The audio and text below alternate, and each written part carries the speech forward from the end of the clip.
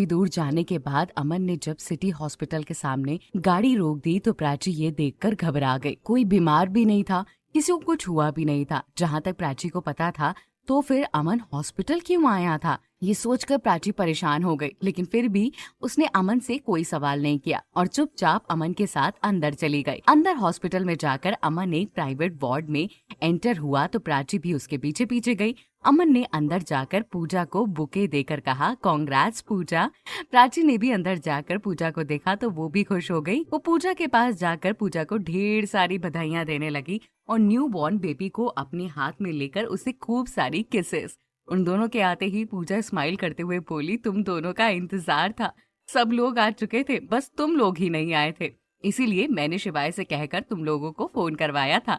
अच्छा, प्राची ने जवाब दिया, पर अमन कुछ नहीं बोला। तुम्हें पता था कि न्यू बॉर्न बेबी ने जन्म लिया है?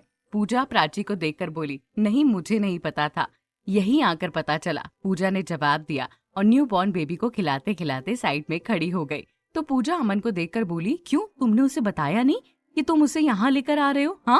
हाँ, वो रूठी हुई है। आज मॉर्निंग में ही मैं उस पर चिल्ला पड़ा और ऑफिस में भी काम इतना ज्यादा था, इतनी टेंशन थी, इस वजह से मैंने उस पर दोबारा चिल्ला दिया और इसी बात से वो नाराज भी थी। मैंने उसे मनाया भी नहीं, कुछ बोला भी नहीं और बस उसे ले आया। अमन, ये तो गलत बात है ना, कितनी मुश्किल से तुमने उसे पाया है, कितनी मेहनत की है तुम दोनों ने एक दूसरे को पाने के लिए। देखो, टेंशन सबको होती है, परेशान सब रहते हैं, लेकिन इसका मतलब ये तो नहीं कि उस टेंशन और परेशानी में तुम अपना रिश्ता खराब कर दो। अभी 2 दिन हुए हैं तुम दोनों की शादी को, हाँ? और अभी से अगर तुम लोग एक दूसरे से छोटी छोटी बात पर नाराज होने लगे तो सारी उम्र कैसे गुजारोगे एक दूसरे के साथ? पूरी उम्र रहना है तुम दोनों को एक दूसरे के साथ, समझे? एक दूसरे को समझा करो, एक दूसरे का साथ दिया करो, ना कि लड़ाई किया करो।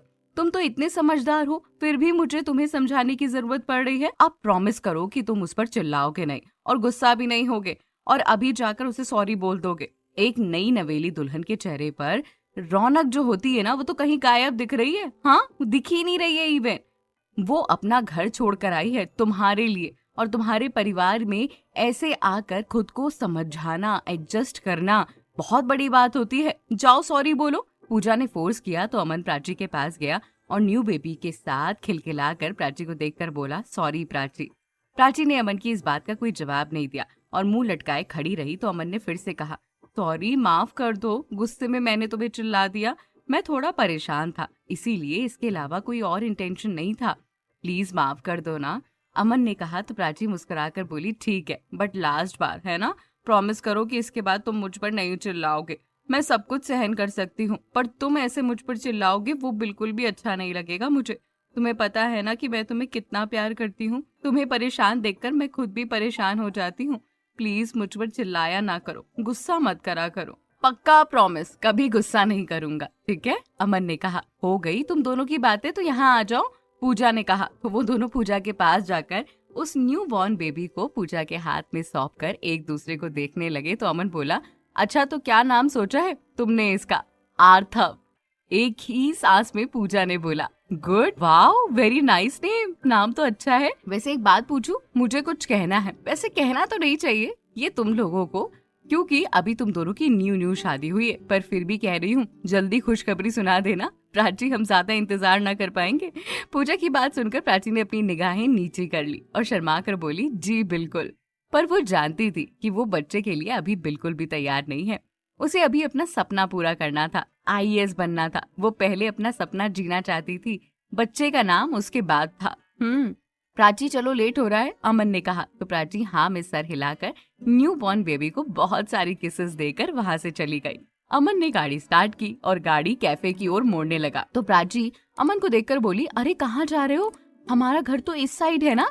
हाँ, बट मैं तुम्हें कैफे लेकर जा रहा हूँ, हम साथ में कॉफी पी लेंगे। नहीं, घर चलते हैं, सब लोग चाय पर हमारा इंतजार कर रहे होंगे।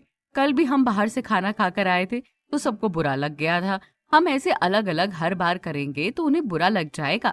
हमें भी तो फैमिली को टाइम देना चाहिए, हमारा उनके संग टाइम स्पेंड करना भी जरूरी है। ठीक है, तुम कह रही हो तो घर चल लेते हैं। ये कहकर अमन ने गाड़ी वापस घर की ओर मोड़ दी और घर पहुंचकर गाड़ी से उतरा तो अमन की मम्मी अमन के पास आकर बोली, कहाँ गए थे तुम दोनों? पूजा से मिलने गए थे, अमन ने कहा। पूजा से मिलने? क्यों, क्या हुआ? सब ठीक तो है ना? अमन की मम्मी एक सांस में ही बोली। तो प्राची अमन की मम्मी को देखकर बोली, जी मम्मी जी, पूजा के एक न्यू बॉर्न बेबी बॉय ने जन्म दिया है, तो हम उसे देखने गए थे। तुम लोग यूं ही अकेले चले गए, हमें बताया भी नहीं। हमें भी उससे मिलना था, और बहू तुमने भी मुझे बताना सही नहीं समझा।